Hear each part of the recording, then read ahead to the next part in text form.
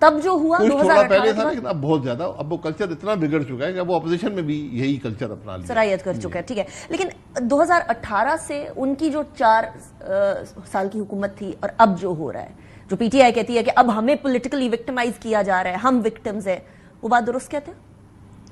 Victimised دیکھیں، اس وقت victimization تھی تو آج بھی ہے، یہی چیزیں اس وقت بھی ہو رہی تھیں، آج بھی وہی ہو رہی ہیں.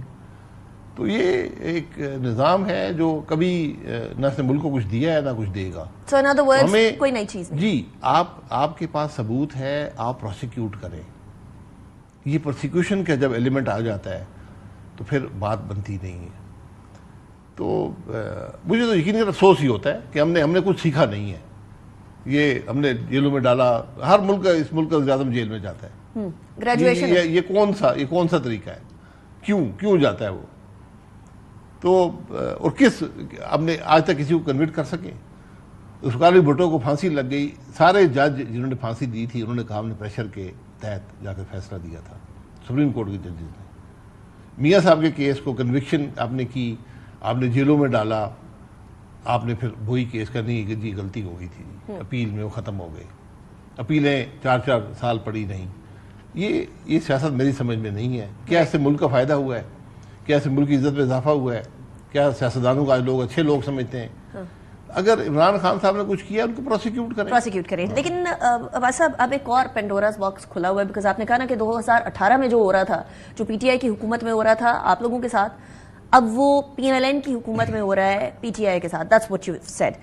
موازنہ کیا جا سکتا ہے. اگر اس وقت غلط ہے تو آج بھی غلط ہے. لیکن آج کل ایک اور موازنہ چل رہا ہے اور وہ ہے عمران خان صاحب کا ایک ٹویٹ آیا ہے 71 کے حوالے سے، حمود الرحمان کمیشن، اینڈ دین اس پوری ویڈیو کے چند آخری جو سیکنڈ ہے they're quite controversial in itself.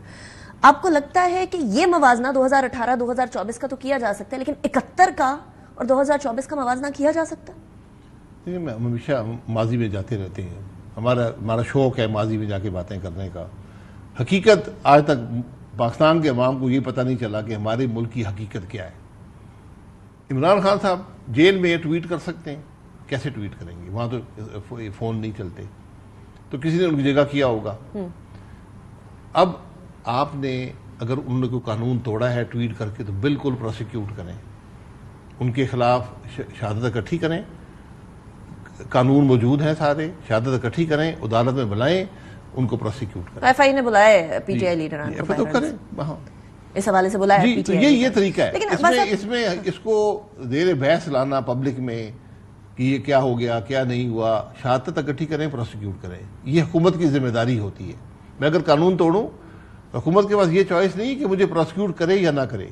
میں نے قانون توڑا، مجھے پروسیکیوٹ کریں، یہ ان کی ذمہ داری ہے. Make sense. پروسیکیوشن ویسے ہی ہماری تھوڑی ویک رہی ہے بس صاحب، تو اس کے اوپر ذرا تکیہ کرنا تھوڑا مشکل ہو جاتا ہے. پبلک ڈومین میں نا، ورنہ پھر نہ جمہوریت رہتی ہے نہ آئین رہتا ہے. پبلک ڈومین میں یہ چیزیں اس لیے آ جاتی ہیں کہ پبلک ڈومین میں آ کر اناؤنس کی جاتی ہے. پبلک ڈومین میں فیصلے نہیں ہو سکتے. obviously I understand what you're saying. لیکن ملک کی تاریخ کو آپ نے اگر واقعی اس کو ریکارڈ کرنا ہے تو میں بڑے عرصے سے کہہ رہا ہوں ٹروتھ کمیشن بنا دیں اور یہ سارے معاملات وہاں پر ریکارڈ ہو جائیں. اب حمود الرحمان کمیشن ہے، نیٹ پہ ساری پچھلے کچھ 10-12 سال سے اویلیبل ہے انٹرنیٹ پہ.